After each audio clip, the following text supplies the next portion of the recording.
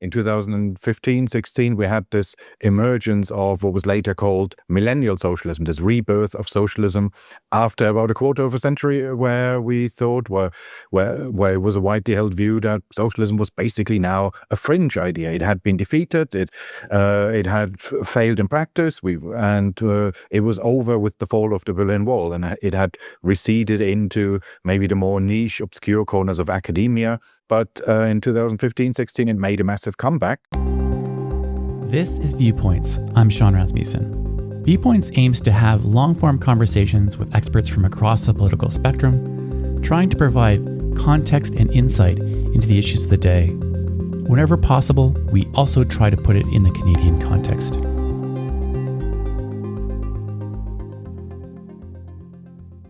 Western intellectuals have had a long history of advocating for and defending socialism, even during periods when socialist experiments were proving to be disastrous, both economically and on humanitarian grounds.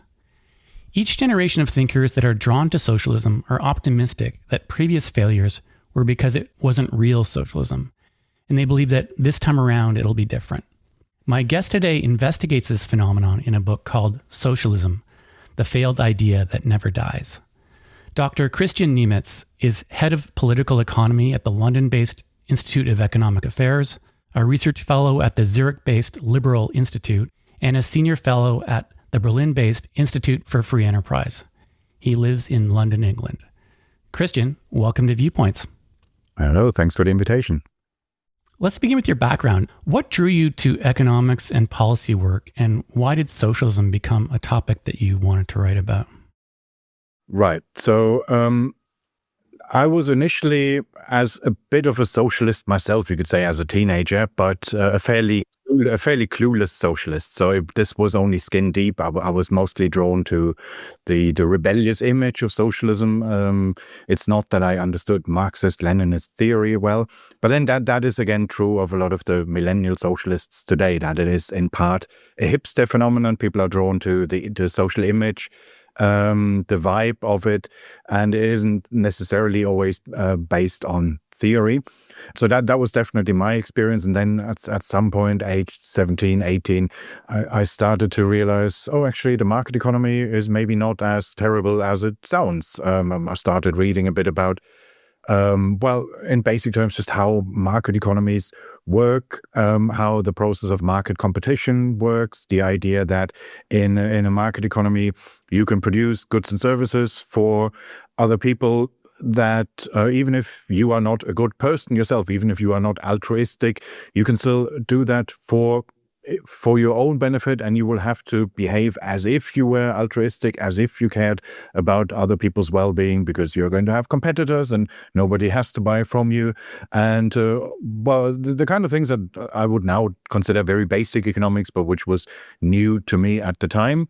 And combined that with, so I was born in West Germany. At the time, I also started to read more about first the post-war history, the way the West German economy recovered so quickly after the war, and about this massive gap between the East and the West, which at the time, this was all still very recent. So this was maybe 8 years or so after reunification, when that was still a constant topic in the news, because Western Germany had to spend a lot of money on trying to get the Eastern states, the former German Democratic Republic, up to Western standards. And so it was just that combination towards market-based economics. And then I learned about the free market classical liberal thinkers, Milton Friedman, Friedrich Hayek, and so forth. And then towards the end, so I then studied economics in Berlin at the Humboldt University. Towards the end of that, I learned about the Institute of Economic Affairs, because I went to a conference in Berlin where the then Director General of the IEA was one of the speakers, and he talked about the history of the Institute and about the concept of what a think tank is, how the idea is to change the climate of opinion and get your ideas to opinion formers, and how that had a big effect in post-war British history, so especially in the 70s and 80s, turning this statist consensus that existed at the time around. And I was drawn to that. I applied for an internship there and then indirectly found my way back in. Okay. Was right. Range of things initially. It was so for example, I did a degree, a postgrad degree at King's College London at the same time. That was about poverty measurement and about healthcare and so forth. I wasn't thinking about socialism really. That only became a thing when in 2015, 16, we had this emergence of what was later called millennial socialism, this rebirth of socialism after about a quarter of a century, where we thought, where it was a widely held view that socialism was basically now a fringe idea. It had been defeated. It had failed in practice. It was over with the fall of the Berlin Wall, and it had receded into maybe the more niche, obscure corners of academia. But in 2015, 16, it made a massive comeback in various Western countries. And that's what got me to it. I noticed at the time that people on the pro-market side, so whether that's pro-market conservatives or free market liberals, libertarians, or even the more market-friendly social democrats, they didn't really know how to respond to it, to this socialist challenge. And because this was just unexpected to them, they all thought, well, there are no socialists anymore. We're all capitalists of varying degrees, and that's what got me into this. Yeah, it was my understanding that people on the right, or people who are supportive of free markets, drop the ball on their communications about the values of these things and why they're important and how they work, and kind of open the door for criticisms that may or may not even be legitimate. And I guess they also thought that it wasn't really necessary anymore. They thought, well, we've seen the results. It's just obvious that socialist planned economies don't work, and that's all there is to know about it. We don't have to go into the details of why. And then once you had a generation that had grown up without an active memory of the Cold War or even just this immediate aftermath of the fall of the Berlin Wall, and say to them, they didn't see it as obvious. They just said, well, why not? What's so bad about socialism? We'll just do it a bit differently next time and then it will work. Then a lot of people on the pro-market side didn't know how to respond to that because they didn't have to explain that in fundamental terms before. They could say, well, this is just obvious. It would be like if you asked me, well, why does gravity exist? Why can't I jump out?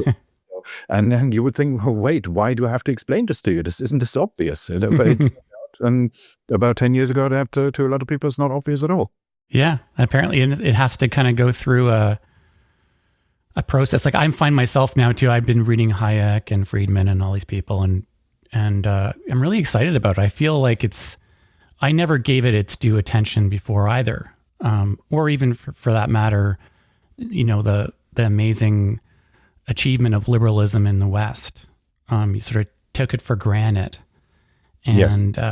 And so now I'm having, because it's now being tested by all these various movements that are going now, I'm having to sort of relearn and go back and, understand the principles about why these things are so good and why they worked. Not just why they worked, but also why they're kind of morally good too, Yes, it's easy to forget, and it is counterintuitive. So it is something that you really have to read about. It doesn't come naturally to us, and that's why, as even people who study economics, the first term also is a bit of a struggle with yourself, where you learn things that go against your intuitions, and that you may think, well, wait, I don't want this to be true. I want rent controls to work. I want price controls to work. I want the state to be able to obviously do good things, and learning about how actually price signals are not arbitrary. They tell us something. You can't just mess around with them. That's things that we initially, that part of our intuition rails against. Mm-hmm. So it takes some intellectual self-discipline to appreciate the benefits of a market economy. You have to sometimes go against what the more intuitive part of yourself tells you. Some kind of egalitarian, communitarian instinct that we all have, maybe. Oh, yes. Well, okay. We have evolved that way. I mean, our hunter-gatherer ancestors, if we go back far enough, they lived in small egalitarian communes, and for most of human history, I mean, even Marx already said that what our ancestors had, our distant prehistorical ancestors, was a kind of primitive communism.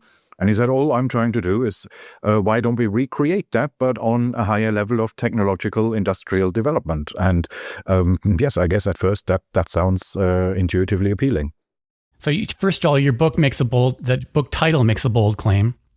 that socialism is a failed idea that never dies. Maybe you can expand a bit about on what you mean, top level by that idea. Yeah, so normally in think tank work, whenever we talk about particular policies, particular policy plans, proposals, the first thing that comes to mind when evaluating a policy is you would just ask, okay, has anyone ever done this before? And if so, what were the results, right? Now, that's not the only thing that you do. Sometimes it is fair to say, okay, well, maybe here and there, an idea has been badly implemented or under unfavorable conditions. That's all well and good. But nonetheless, that will be the starting point. You look at where has this been done? What were the results? And with socialism, it's a bit trickier. If you judged socialism in that way, then this would be a brief conversation now, because there have been about 24 socialist societies, about 24 attempts to build socialist economies. The whole of Eastern Europe in the second half of the 20th century, and various experiments in Latin America, in Asia, in Africa. So it's been tried all over the globe in lots of different ways, shapes and forms. And is always, when you compare it to a nearby market economy that started from similar positions, it's always the more market-based economy that is much richer, but also more successful in lots of other ways. So socially, even environmental indicators, it's always very unambiguous that the more market-based society is just vastly superior to the socialist society in every respect, and it's not contest. It's just that I noticed that and I knew this from before, that with socialism, it doesn't work that way. So you can't argue against socialists by saying, well, your ideas have been tried there, and there. The results were terrible. They will just wave that away, and they will say, well, you're just stupid. You just don't understand what socialism means. Obviously, I'm not talking about recreating the Soviet Union. Obviously, I'm not talking about recreating Maoist China. Obviously, I'm not talking about North Korea or Vietnam before they had their relative liberalization. They would just dismiss all that as, well, that was just badly understood socialism. That was just either a bad form of it, or they will even say, well, those were just regimes that had nothing to do with socialism. They just called themselves that, and anyone can just use any name they want to, right? Yeah. So maybe before we go any further, maybe we should define what you mean by socialism as you understand it. Yeah, so I use the classical dictionary definition. Socialism is an economic system based on collective ownership of the means of production, which essentially means a state-run economy. So that means you can have a capitalist society with a welfare state. That's still capitalism. You can have a market economy, a capitalist market economy with a large public sector. That's also still capitalism. And that might not be my ideal form of capitalism, but there are disagreements within capitalism. That's not socialism. That's an entirely separate debate. So I'm not one of those people who use socialism just as a way to slag off the left generically. I don't radically call people socialist. I only when I have a good reason to believe that somebody is an actual socialist. But if we look at this new wave of socialists that have come up over the past 10 years or so, this phenomenon that's been described as millennial socialism, they will very often define socialism in exactly that way too. And some of them will very explicitly say, I don't mean a larger welfare state. I don't mean a larger public sector. I do mean collective ownership of the means of production. So if you look at organizations like the Democratic Socialists of America, the DSA, and the various newish socialist publications, like Jacobin magazine, Current Affairs magazine, they will very clearly say our aim isn't to be like Sweden. Our aim is not to be like Denmark. Our aim is not to be to have maybe a health insurance program like Canada. Also, they will say those things are maybe nice to have. They're not opposed to them, but they will say that might be a small step in the right direction. But that is ultimately that's just capitalism. That's not what we want. So. I find basically a short summary is I define socialism in exactly the same way in which the current wave of socialists are also defining it. Okay, so they're still into that idea of centralized ownership of, or like state ownership of a lot of the engines of the economy. Well, that's part of the problem. So they will usually not say much about how that is supposed to work in practice. So they're not going to say there's going to be a 5-year plan like in the Soviet Union, just with this or that change in how it works on a procedural level. They will just be very vague, but they will very clearly say, yes, we want worker ownership of the means of production. The people who do the work should also be the ones who own the capital. And they will talk about eradicating that distinction between working somewhere and owning the tools that you work with. And in practice, that can only mean state ownership. So, yes, they will. Modern day socialists are often quite vague when it comes to describing how that's supposed to work. But yes, they will make clear that they mean proper socialism. Okay, that's interesting. I have a friend who's a socialist. He calls himself a democratic socialist, and he looks at things like Scandinavia and the experiment, the kind of way that they've organized their economies as being closer to what he would think would be a good thing to do. And well, then maybe he needs to talk to his own comrades, because a lot of them would tell him, "You're not one of us. You're a fake socialist." Okay, interesting. So in your book, you document how these socialist experiments from the Soviet Union to Venezuela often begin with hope and idealism, but then collapse into dysfunction or tyranny. And what are the common patterns or phases that you observed across those cases? So what normally happens when there's a socialist revolution somewhere, initially Western intellectuals will be super enthusiastic about it. So this happened after the Russian Revolution, or certainly in the 1930s when they were building up their collectivized economy. You had hundreds, thousands perhaps, of Western intellectuals who were writing about this and about how great the Soviet Union was and how that was the future. And some of them traveled over there, went on guided tours, and then came back completely mesmerized, starry-eyed. So this was a big thing in the 1930s in the Western world. Okay. There was a socialist who then fell out of love with it, who then, I think, who wrote a book about this, must have been around 1940, which is called The Red Decade, and summarizing that kind of zeitgeist of the time. Okay. What happened later was that then after the Second World War and in the early phases of the Cold War, the Soviet Union was falling out of fashion, and you had lots of Western intellectuals who had previously admired the Soviet Union falling silent on it. They were now no longer interested in it, but most of them didn't do much soul searching. They didn't really ask themselves, why were we so wrong about this? So that was the first time that this happened, that you had first this enthusiasm, euphoria, and then falling silent on it. And then a generation later, when you had, say, the 1960s student radicals, well, also socialists of sorts, they just openly said, well, the Soviet Union was never socialist. What are you talking about? That's got nothing to do with us. And you even had, say, in the West German version, one of the leaders of the student movement was even originally East German. He had escaped and then tried and was then advocating socialism in West Germany. But he always said, no, the system that I've escaped from, has nothing to do with socialism.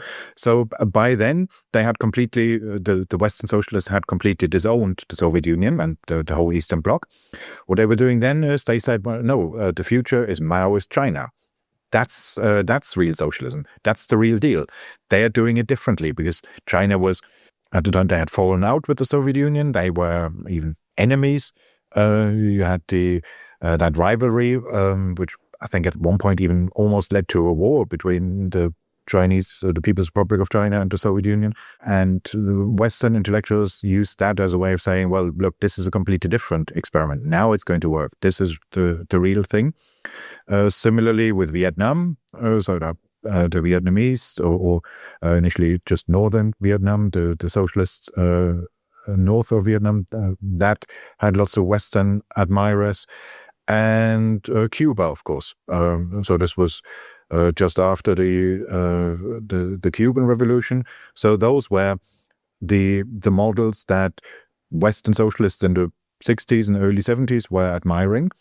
And then you had this exact same pattern of firstly losing interest in it when it became more obvious what an abysmal failure that was, and what horrible societies those really were. Yeah. And then that just fizzled out again. And then you had a new wave in the 70s where you had some, and this was on a smaller scale, but there were some Western intellectuals who were praising North Korea, and some were praising even Cambodia, which is probably the most horrific of the socialist regimes ever. You had the Khmer Rouge regime, lasted only for 4 years. Even they had their Western admirers or defenders. You had Noam Chomsky at the time, who was still a young man. Then he wrote a paper which was, well, not literally a defense of the Khmer Rouge. He didn't say they were great guys. It wasn't like that, but he attacked all of their Western critics. He said everything that you read about that model, it's all just capitalist fabrications. They're all liars, and so he never literally said Pol Pot, the Cambodian dictator, is a great guy, but he went after everyone who said a bad word against that regime, which is also a form of effectively taking a side. Wow, that did not hold up so well, that opinion piece. That did not age well, no. Well, especially, but that's part of the problem, that all the people he slagged off in that paper, I mean, they are, even though they were completely right, they are now largely forgotten. So even I can't remember their names right now. I must have known them at some point, because they're in the book. I quoted some of them, but these were largely forgotten. Whereas Chomsky just went on to become this rock star intellectual, and that's usually the problem, that the people who admire socialist regimes for a time and then just backtrack on it, it's not really held against them. So ideally, somebody like Chomsky should have been discredited by that, and he should have gone into linguistics and stick to that. He should not have been taken seriously as a political economic commentator, but that kind of accountability is sadly missing. So Western intellectuals are held to extremely low standards when they have fashionable opinions, as Noam Chomsky clearly has. But okay, that was the 1970s wave of socialism. When then again it became, in retrospect, not real socialism. It was never real socialism. Then in the 80s it was Nicaragua, where lots of the Sandinista regime, that was widely admired by a lot of Western intellectuals. And the same guy who was the president, or whatever the exact title is, of Nicaragua then, Daniel Ortega, is now president again. And I mean, the country is a basket case, but you won't hear Western intellectuals talk about it. They will just say, well, it's not really socialism. And Venezuela was perhaps the latest wave, where you had in the early 2000s Hugo Chavez being a rock star among Western intellectuals and political activists. And then when their economy collapsed, again, not real socialism. Next time will be different. Yeah, I remember growing up, there was all these people wearing Che Guevara t-shirts everywhere. Mm-hmm. Yeah, that has, as is often the case with these hipster fashion statements, that once it's too widely adopted, it becomes a bit cringe. So hipster is about distinction. So if everyone has a Che Guevara shirt, maybe you don't want to have one, unless you can somehow prove that you were already into it before it was cool. It's like rock bands. Absolutely, yes. So you talked about quite a few of these instances where these places didn't really work out so well, and you introduced the concept of the socialist cycle. Can you explain about what the socialist cycle is and how that plays out in the historical cases? Yeah, so that is just these three stages that Western intellectuals go through with regard to every socialist regime. First, admiration, enthusiasm, then backtracking, and then finally claiming that it was never socialist. So you always get these three stages. Okay. So Sometimes it's even the same people. So in the case of Noam Chomsky again, he was also one of the early admirers of Hugo Chavez in Venezuela. He even, I think, traveled there at some point. Must have been in the mid 2000s, and was full of hope, saying this is great. You're building a better world here. And then later he said, "Oh no, I never said Venezuela is socialist. What are you talking about?" So in some cases, it's even the same person at different stages, having apparently completely different attitudes towards a particular socialist model. More often, it's simply that, say, a new generation grows up and they don't really know what the previous generation of socialists were up to. So they just say, well, let's forget about all that. That wasn't socialism. So we'll do things differently. Okay. And when you released the book, did you ever hear back from socialists who kind of like, did they have criticisms of you around this position that you can remember? Very little. I mean, that's the problem. I would have hoped that it gives at least some socialists some second thoughts, but so I was hoping that this would that I would reach out beyond the circle of the usual suspects. Say, I don't just want to reach people who are already committed free marketeers, which specifically, that's why I try to make clear, for the purposes of this book, you don't need to be a free marketeer, really. This isn't a pro-free market book. So I'm obviously a pro-free market kind of guy, but I'm not in this book specifically. I'm not trying to convert people to the economics of Milton Friedman and to free market libertarianism specifically. So I'd say you can be a social democrat, somebody who maybe wants a much larger state than I would want to, a more extensive welfare state than I would want to, and still agree with that book. And in fact, there was one review that I remember that was from somebody who I would describe as a social democrat. And he did say, well, Niemietz and I were obviously not on the same wavelength, but on this, he's right. So that happened to some extent. Okay. But actual socialists, I think they just boycotted it or slanked it off and without reading it. But that is because, from their own perspective. So this came out at the height of this socialist fashion. So if you imagine you are part of this movement and that is just the hip and cool thing to do.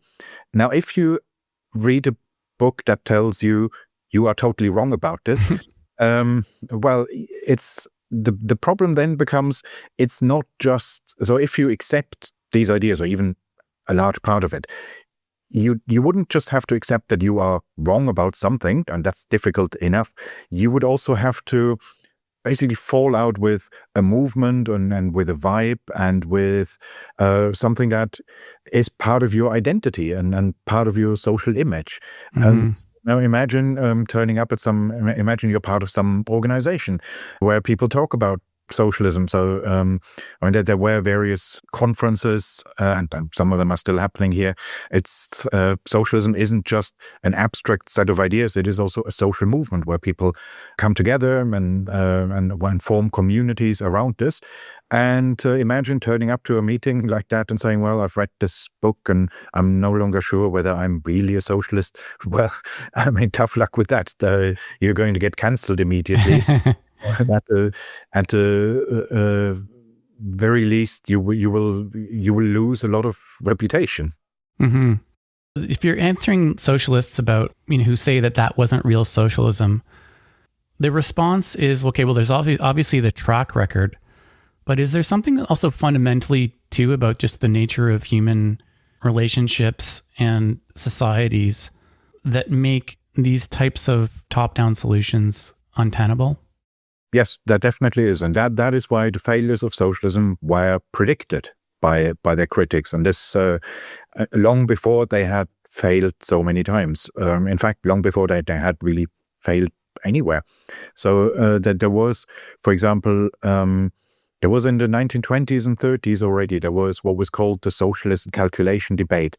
That was a fairly academic discussion among economists about things that may seem a bit technical to a non-economist, but where the idea was simply that without markets, you're not going to have, if the means of production, the input factors, if they are not traded on markets, if I can't buy things from you, you can't buy things from me, we don't know how much things are worth, because prices tell us a lot about to what extent something is in demand, to what extent it's in supply, how much there is of it, and in particular times and places, and these are things that change all the time. And if you have an economy without price signals, you just lose all that information. And therefore, the argument of the anti-socialist economies in the 20s and 30s was that a socialist economy, an economy that has no market prices, is going to be chaotic and inefficient. And that is a big part of what later turned out to be correct. So socialist economies never came up with a way of substituting, of replacing market prices with something equivalent. That's why you had this constant pattern of overproduction on the one hand and underproduction on the other hand, and in practice much more underproduction, constant shortages. But these were theoretical debates that people already had, and before there were many examples of socialist economies. So there was really just one example at the time, which was the Soviet Union. And in the early stages of the socialist calculation debate, there was not even that. So there was the Russian Revolution had happened, but they hadn't yet rolled out their 5-year plans. They hadn't yet collectivized everything. So this was initially purely a theoretical debate, but the liberal critics of socialism, they already saw these problems coming. And it kind of revealed itself too, even in the societies themselves, where they implemented this, like these rising black markets and things like that, to sort of like natural markets that emerged to solve the problems that the centralized planning economy couldn't solve. Mm-hmm. Yes, and that was all predicted by people who said, look, it doesn't matter how exactly you do it. This is a fundamental issue. And so even the question of whether that society is going to be dictatorial or democratic, irrelevant. So one of the earliest contributions to the socialist calculation debate may even have been the paper that started it, where the economist who wrote this, Ludwig von Mises, Austrian economist, he said, for our purposes, it's completely irrelevant whether this the Socialist Planning Board, whether that is a dictatorial institution that is just appointed by some by somebody with absolute power, or whether that's democratically elected. He said, I'm not interested in that. I'm talking about purely the economics. So he said he was completely uninterested in the details, because he showed this is about fundamentals. It doesn't matter how you do it, it will always end up in the same way. Yeah, and that's sort of like the knowledge problem, right, that Hayek and the Austrian school identified? Yes, so Hayek later then refined that argument. He talked about how we need a competitive process of trial and error, because that's what a market economy basically is. You have lots of businesses which are built on different business ideas. So different people have very different ideas of how an organization should be run, what that organization should produce and how. And they put all these ideas into practice. They test them in the marketplace. Some succeed, some fail. And this is something that we then work out over time, what works and what doesn't. This is something that we wouldn't know in advance. We just have to try lots of different things. Mm-hmm. So that's the part of the Hayekian argument, competition as a discovery process, as he called it. And he also said that a lot of economically relevant facts, the sort of things that a planner would have to know, a socialist planner, somebody who drafts 5-year plans for a socialist planning board, a lot of economically relevant knowledge is the kind of knowledge that we can't really express easily in words. So if you think about, say, your own job, if you had to train a successor, say, or you take a year break and somebody has to replace you for a year, there are things that you could tell that person. You could tell them something about the recording techniques or whatever, but most of it, probably, at least a large chunk of it, are things that you know how to do because you've been doing it millions of times, but you couldn't easily explain it. It's like riding a bike. Or say the grammar of your own native language, where you know how to do it, but you couldn't easily express that knowledge. And Hayek said a lot of economic knowledge is like that. We can't express it. We just act upon it. In a market economy, that's good enough. You just need to act upon it. You don't need to know why you do what you do. But in a planned economy, you would have to somehow try to make all that knowledge explicit. Mm-hmm. And almost all these places where socialism has been tried, there seems to be a direct correlation between so you have these socialist experiments, and then you have kind of repressive government regimes. And then the flip side of that is liberal Western democracies that have a lot of free market going on and a lot more freedom for individuals to express themselves, to do what they want to do with their lives. There seems to be a pretty stark contrast there. Is there something about the socialist experiment that leads to authoritarian types of government structures? Yes, there definitely is, and that was also one of Hayek's arguments already in the 1940s, and others said this before, that in a socialist economy, the state is the main economic player, really. It's the sole supplier or the main supplier of most goods and services. It's the main employer, the main landlord. So you work for the state, you rent your house or flat from the state. You, if you want a loan, you get that from a state bank. You get your groceries from the state. So your entire life revolves around the state. The state controls everything, or nearly all of economic life. And that is just difficult to combine, or impossible to combine, with personal autonomy. If the Canadian government had a monopoly on podcasts and shows, and say you'd have to apply for permission before you can rent headphones and microphones and recording devices, there would just be a temptation. Say, even if this was a relatively liberal-minded government, there would just be a temptation to not give those means of communication to a dissident, somebody that they don't like. Whereas in a market economy, you don't need to ask someone for permission. You can just set up your own thing and see whether people like it or not. And that's just a problem, that in socialist economies, you always have this massive concentration of power. And where socialists would always say, well, but isn't that what capitalists have in a capitalist economy? To which the answer is no, because different capitalists compete with each other. They don't all collaborate with each other. That's Marxist mythology, that they're somehow all part of a class and see themselves as such, and that they all collaborate and work together to keep others oppressed. No, different capitalists compete with each other. And if you don't like what one of them is offering, if you don't like working for one of them, well, maybe you have other options. That there are always other options in a market economy. Mm-hmm. And in some market economies, that gets a little corrupted with crony capitalism, which kind of opens the door for the appeal of something like socialism, right? Like if you have monopoly and corruption in between governments and big corporations and stuff like that. Yes, sure. Although there, with the criticism of crony capitalism, I don't want to go too far in that direction, because there we have, so at the more purist end of the libertarian spectrum, it starts to sound almost a bit like real socialism has never been tried, where they would say, well, but capitalism has never been tried. I'd say even with the imperfections that we have, and even with the amount of cronyism, capitalism is still at least pretty good. At least multiples factors times better. Absolutely, yes.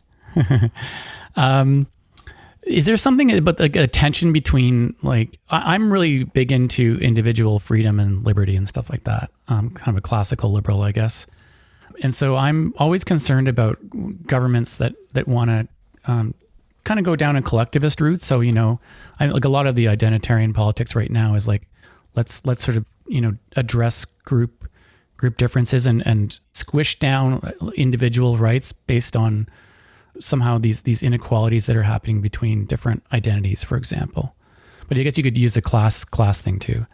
But there seems to be a tension, because if as a socialist, you kind of want to even out people's outcomes. And in order to do that, you have to, it seems like there's a fundamental tension there between individual rights and freedoms and the government trying to get that money from you so they can give it to someone else or Yes. something like that. if you have individual freedom, then you will have unequal outcomes. So outcomes will then, because different individuals will make very different choices. And there's nothing wrong with that. It could just mean, say, people have different preferences and make different career choices, and some will do better economically than others, and okay, maybe others will do better in some other way, and you will have these differences both between individuals and between groups as well, because it would be an amazing coincidence if every demographic group was represented in every institution. So of course you're going to have differences in outcomes, where if you're a liberal, a classical liberal, you will not see that as a problem, or at least not insofar as it is really just the result of different people making different choices. Whereas on the progressive left, and that's why this overlaps so much with socialism, they will always have a suspicion that somehow there is some hidden invisible power structure, and where in some way the game is rigged against particular groups. And even when they can't say what exactly that is, and can't pinpoint to anything specific that's supposedly holding back, they will just assert that is the case. And that's why we see that the woke progressivism that we've seen especially in the early part of this decade, say 2020, 21, 22, that is often, at first sight, it looks as if this has nothing to do with economics. It's more about, say, what words you use. Is this word offensive? And prejudice, all that. Yes, of course. It's and about unconscious bias training and all that. But even there, so the more committed activists, in the main, they're also socialists. So there was the group Black Lives Matter, BLMs. They did say on one of their websites, or certainly at least the British offshoot, they did say we are all anti-capitalists. So that's not just a group against police brutality or so. If it was just that, then I don't think anyone would have a problem with it. It's clearly they were pretty much right from the start also an anti-capitalist group.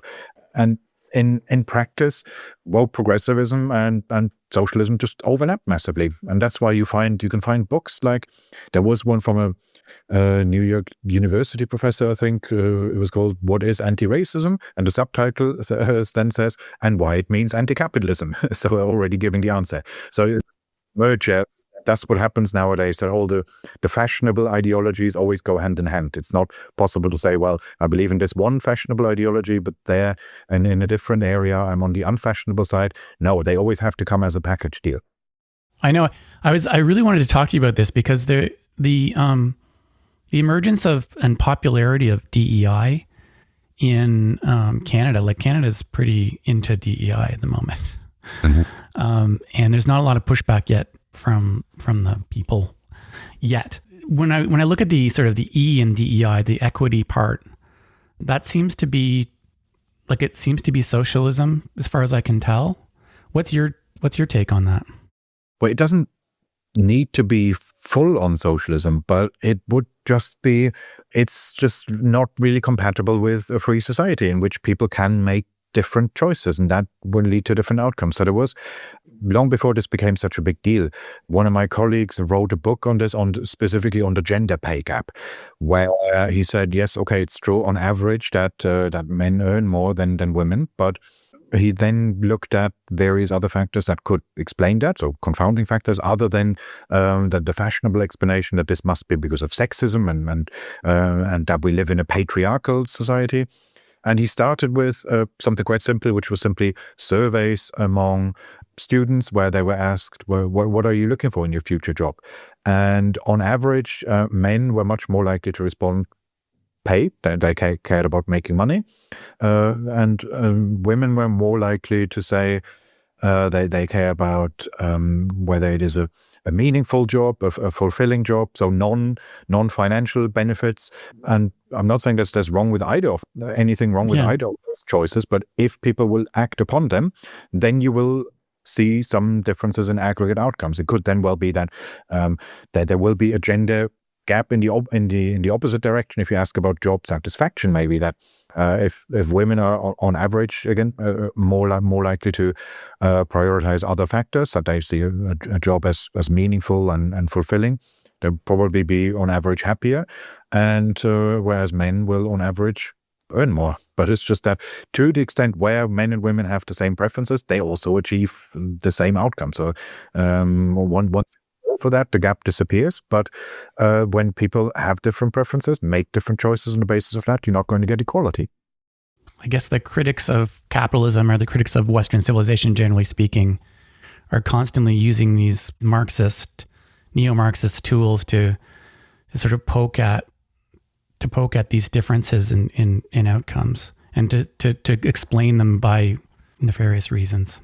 Well, sure. They would say that what I'm doing now is just, well, I'm denying that there is patriarchal oppression, and I'm just doing this because I'm a member of the patriarchy myself. That would be the explanation, that confounding factors, distorting other factors that might explain differences in group outcomes are just dismissed, and you just have to start from the presumption that if some group is doing worse than others in some respect, it must be because they are oppressed, because there is some structural force that's oppressing them.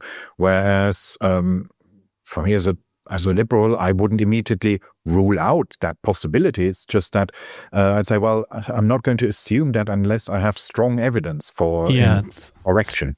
Strong claims require strong evidence. Those ideas, like what you're just expressing now, is very popular in Canada right now. I mean, I would say, like, in most of education and in a lot of the bureaucracy in the government, they hold those views about these issues. I mean, that's kind of why I started up Viewpoints in the first place, because I really wanted to offer alternative takes on some of these issues that just aren't getting covered in mainstream media or in academia. Yeah, that's pretty much the same here. Although we may be past the peak already. So there has been, I think, a decline so certainly in private companies. 3 years ago, that they were all, well, not all, but a large chunk of them were offering courses on unconscious bias training and basically lecturing their employees on how bad they are. Recidivism and so forth, and then that is declining. So there, it was probably, well, unsurprisingly, it was never really strongly felt. It was more a feeling that, well, this is the vibe now. These are the times we live in, and we better get with the times. Otherwise, we will be the baddies. But of course, it does persist in the public sector, where they don't have to look at the bottom line, because, well, there is no bottom line. They're not selling products. They're voluntary buyers. One of the questions I wanted to ask you was about the Canadian context. I'm not sure if you're familiar with what's going on in Canada, but no, not really. Not really? Okay. I mean, I think it's similar to UK in a lot of ways. In Canada, our government has grown by, like, in the last 10 years, 40%, the number of employees in government. Mm-hmm. And the size of government has, relative to GDP has grown immensely. Spending has grown a ton in the last 10 years. And also at the same time, they've adopted a lot of these sort of Marxist-inspired critical social justice things and made them policy in government, and even in some rulings in the courts as well. Can you creep into socialism by accident? Can Canada sort of like creep into it? I know that some people talk about Argentina as having done that kind of move, going from like a really prosperous country to like a death by 1,000 cuts. In terms of policy choices? Yeah, I don't think it will happen in that way. So a lot of what happens there, especially when it comes to institutionalized progressivism, is really just a kind of groupthink where people go along with the current fashion, and you don't want to be the bad guy, the one who speaks out, the one who says, well, I'm not going to take part in the unconscious bias training because I think it's a lot of mumbo jumbo. Then you will be the baddie. So a lot of this can just happen as a result of groupthink and peer pressure, and can also, once that becomes weaker, can dissipate again. So in that way, you're not going to sleepwalk into full-on socialism. So you will get a less productive economy and a more divided society, because what has been shown, there was a survey here on this among people who took part in these diversity training, the sort of semi-voluntary, where you didn't technically have to, but it was strong group pressure to take part in it. And they asked people later, and say people with center-right opinions were more likely to say afterwards, well, they're now more concerned about saying what they truly think. So maybe that's what was the purpose all along, to make some people nervous expressing political opinions. So there, what you really get is just a more divided society, and that's bad in its own way, even if it doesn't have economic implications. But it's different because it's not like a structural thing like you're talking about with centralized ownership and planning. Yes, exactly. So you could say maybe California is in some ways the worst part of the world when it comes to that, where this kind of progressive madness, a lot of it originates, and they are standard setters, trend setters, but they are also still, that has to be admitted, a very rich economy. So if they seceded from the United States, they would be one of the biggest economies in the world, and per capita terms, they already are. So you can have all sorts of silly ideas and still be a prosperous economy. I mean, ideally, I'd want a prosperous economy and also good ideas in the social sphere. So, and without excessive wokery and whatnot. But I wouldn't say that will turn a country into Argentina. Okay. And what is the Argentinian? What's your understanding of that process? Oh, well, I mean, they just had this backlash against, after the global economic crisis of the 1930s. They just adopted a populist, protectionist economic model and never really recovered from that again. But it did take conscious choices. So abandoning an economic system and an economic tradition that they had and adopting a very different one instead, based on price controls, tariffs, state-led industrial policy, the government becoming a main actor in economic life. So not necessarily in a socialist way. So it's not that they had central planning or anything. There's no 5-year plans in Argentina, but just the state occupying commanding heights of the economy.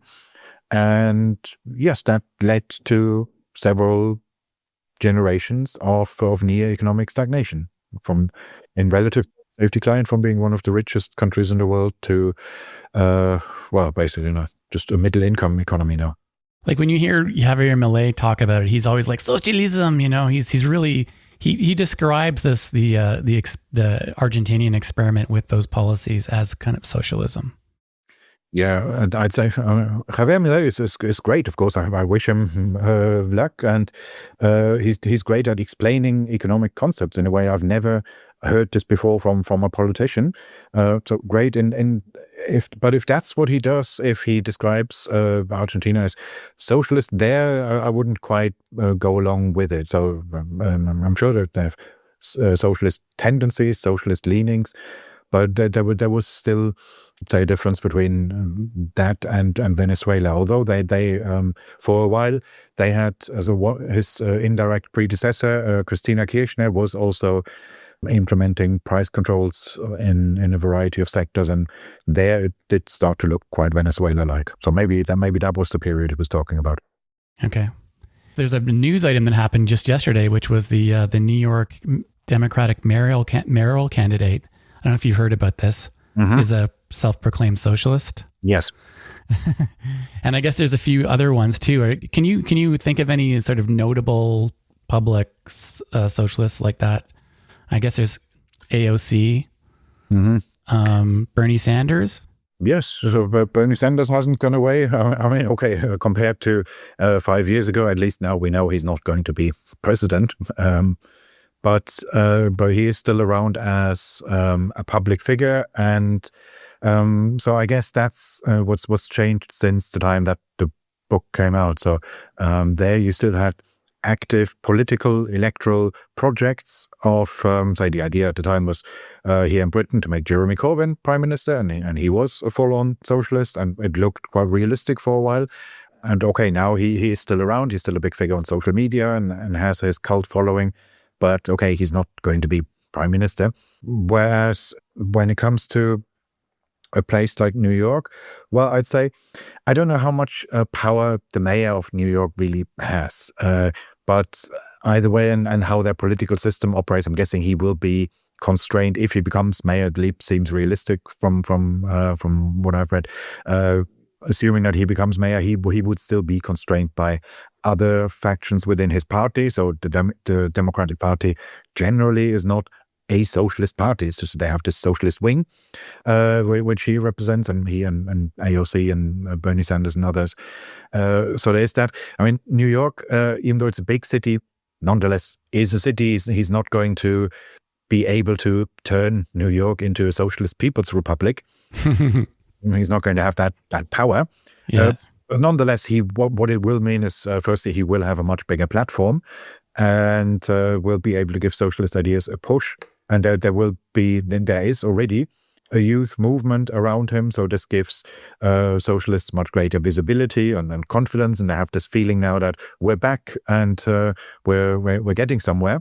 So in that way, he can lead to a socialist revival, even if he cannot turn New York literally into a socialist republic. But even from the socialist proposals that he can implement, and that's bad enough. He's talking about rent controls and state-owned grocery stores. Okay, that's very small scale socialism. They're not going to have starvation, but it's bad enough. So I mean, rent controls. That's really the sort of anti-economics. That's even very left-wing economists like Paul Krugman will tell you that rent controls are a terrible idea. So this isn't something that's specific to libertarians. Paul Krugman wrote this article for, I can't remember where, but a few. It must have been around in the early 2000s or so, where he talked about rent controls in San Francisco and talked about what a terrible idea that was. And it's just very obvious. We released a paper on this a few months ago where somebody just reviewed the literature, the economic studies on rent controls, and it is quite amazing. He found about 200 different papers, from the first ones, I think, from the 1960s, the latest ones from just a year or two ago. And wherever you look at it, wherever rent controls are implemented, it's the details differ, but the result is always the same. It's almost like with socialism again, where you can say, well, the result is always the same, but the proponents will always say, oh, it will be different next time. Real rent controls have never been tried. But the result is that you get shortages of residential properties, you get less investment in the housing sector, and you get a misallocation where some people, beneficiaries, will live in much larger properties than they need to because they think, hooray, it's cheaper now, whereas other people just can't get into the rental market. So I'm getting from the sense of what you're talking about with this, where socialism at these days is that it's not really like a political threat anywhere, is it? Is it maybe in some of the European countries or? Well, there was. I mean, Spain had had Podemos, the Socialist Party. They were doing extremely well in the.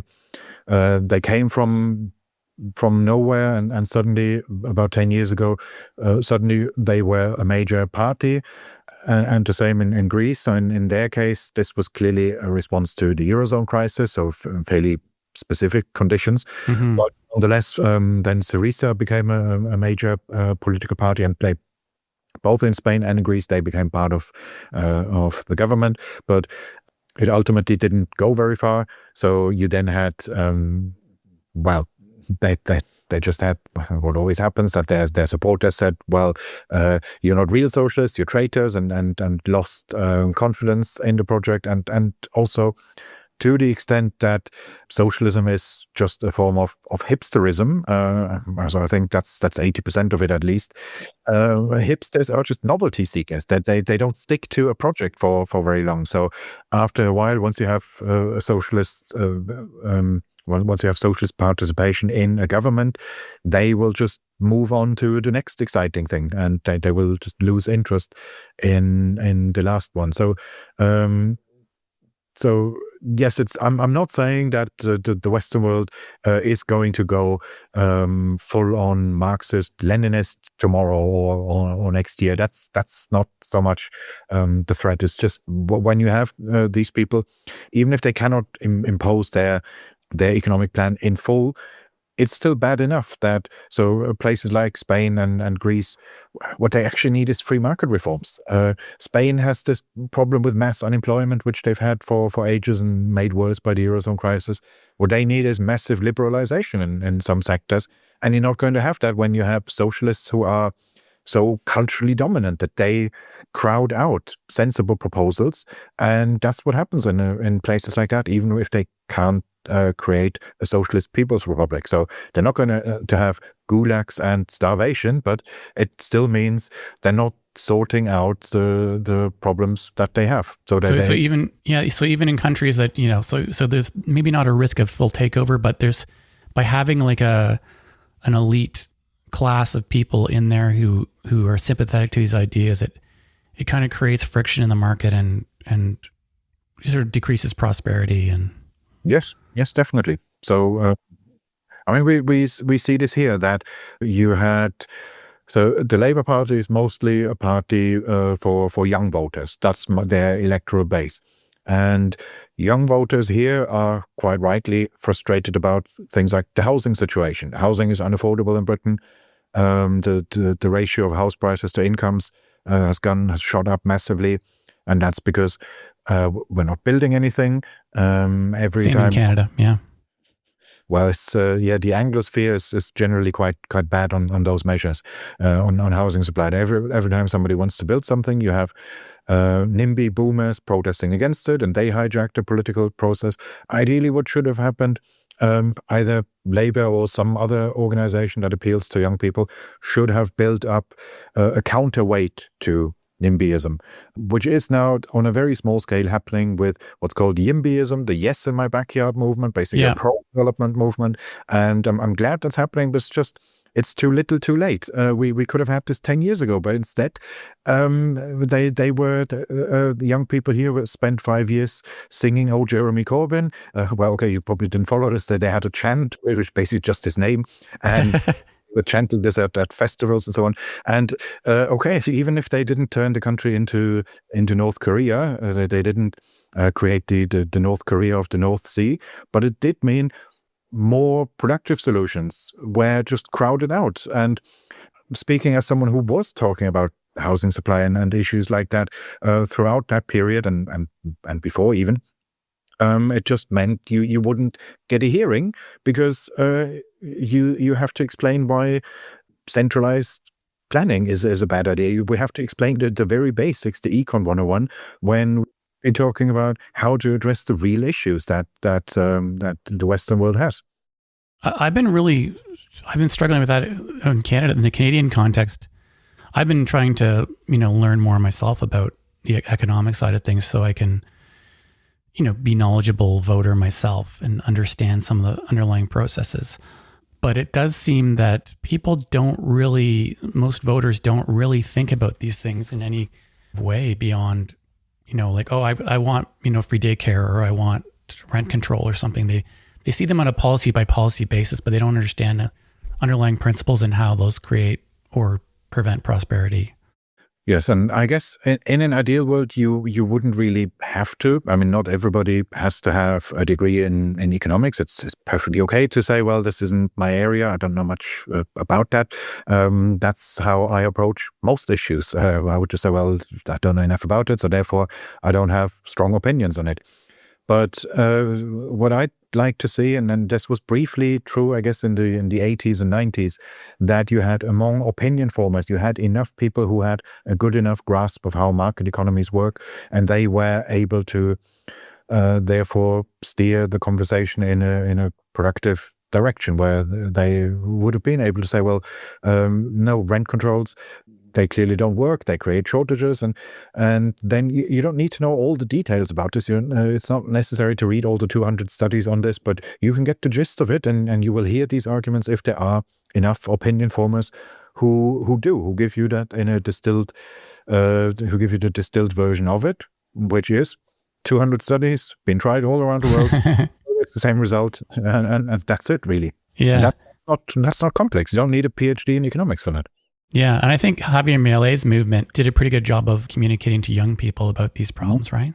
Yes, exactly. That's what's so great about his video. So you can, I guess, it helps that he was an economics professor before, so he knows the material. But most of the time, economists are just terrible at explaining this in an intuitive way.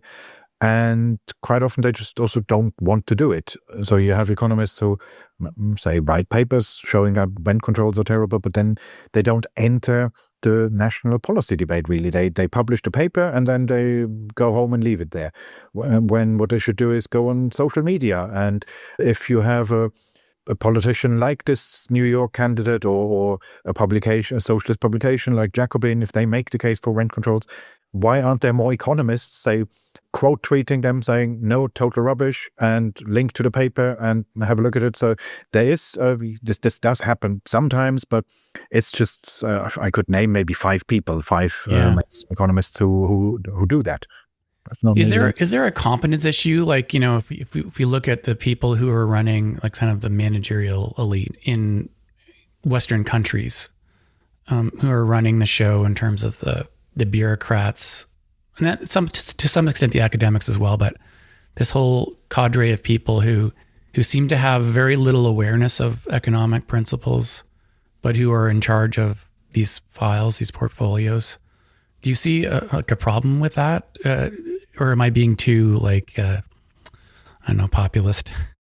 I don't know. It's hard to say. It could well be that if you had, so I guess this is the argument that Brian Kaplan would make, American economist who talked about what he calls the myth of the rational voter. He shows that across the range of issues, the general public is quite anti-economics, essentially believe in a lot of populist policies, and where what others would dismiss as technocratic elites are actually more pro-markets, not that by no means libertarians, but at least they get the basics of supply and demand. So I guess it differs from area to area, but I wouldn't say that the economic statism is just forced upon us by elites. So what we do see in opinion surveys is that measures like rent controls are usually popular. So it's always tempting to say, well,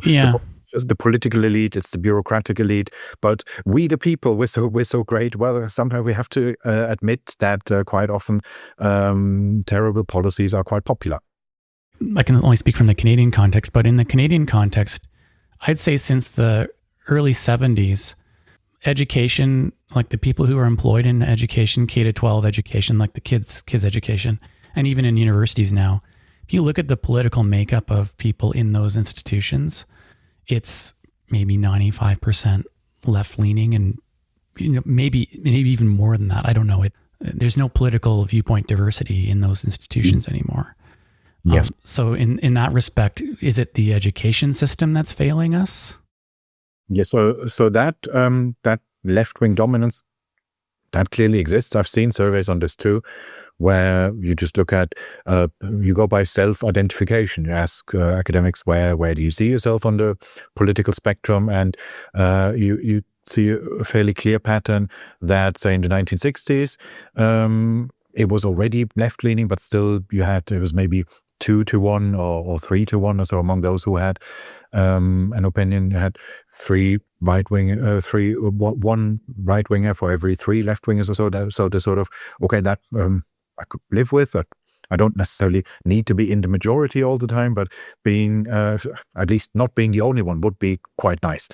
And then it's just become that ratio has over time shifted to more and more left wingers, and to the extent that in some departments, in some disciplines, it's basically there are no self-identified right wingers at all anymore. So in the humanities in particular, it's far more likely that somebody will openly say, well, I'm a Marxist, and that is the mainstream thinking. But So that's bad for academia itself, because it means you get groupthink and some issues will just not get talked about. But to what extent that spills over into wider society, that's a bit trickier. There I've seen conflicting evidence. So, really? Okay. I'm surprised by that, because I feel like that's a pretty direct line. I mean, like it's like, the joke about you send your kid off to college and they come back with blue hair and whatever. And well, they do, but and they don't know what sex they are anymore and stuff like that. Well, but to what extent is that because of something that their Marxist professor tells them? And to what extent is this just because they're among lots of other young people? And like sort of a peer effect, yeah. Yes, it could be much more that than what they pick up from the professors. Interesting. But it is kind of curious, though, that all the professors are very, very left-leaning as well, though. Like yes. if it, it's not like it's not causation, but there is a pretty high correlation there. Mm-hmm. Yeah, I guess it can become a spiral that you would just not go into academia if you already notice at the undergraduate level, okay, I'm never going to fit in here. I'll always be the bad guy. Then you rather do something else maybe, and then it becomes self-reinforcing.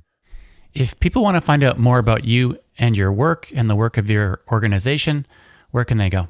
I would just tell them to visit the website of the Institute of Economic Affairs and have a look at whatever publications they're interested in. So you can get Socialism, the Failed Idea That Never Dies. That's all available for download. I've written several follow-up publications since then, so mostly smaller ones. It doesn't always have to be a full-blown book, but we have our Substack blog, so there's plenty of material if someone's interested in that. Great. I'll put links in the show notes for all those things. And thanks again for coming on the show. I learned a lot. It was super interesting.